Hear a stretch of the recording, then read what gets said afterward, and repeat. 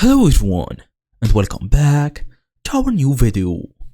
Well, if customers see a payment failed message in Squarespace, this video will surely help you. So in today's small tutorial, we're gonna talk on how to actually fix the payment failed errors in Squarespace in 2026, and all of this type of problems fast and easy as usual. Let's get started. Well, first and first, before even going through the Squarespace settings, confirm this Stripe or PayPal is not experiencing any outages. So, for example, if you are using PayPal, go and tap on Google or Bing, uh, Stripe or PayPal server status, and they're gonna tell you if they are having any problems and all of this.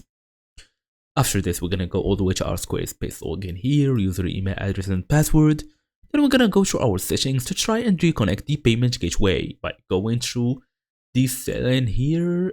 Then payments, add ways to receive payments, tap on it.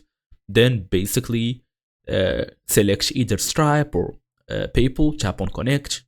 Log in using your account, email address and password, give them all of the info that they're gonna need.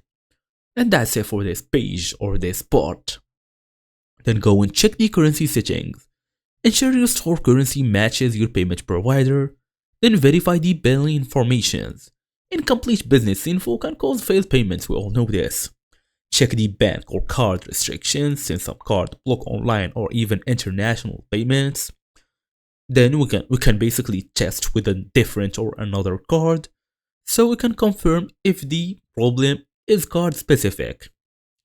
As a last resort, if we are still going through all of this, we're gonna go to the Squarespace support, send them an email, send them our problem, give them some screenshots if they need to, and that's it. So thank you all for watching, and I will see you all in the next video.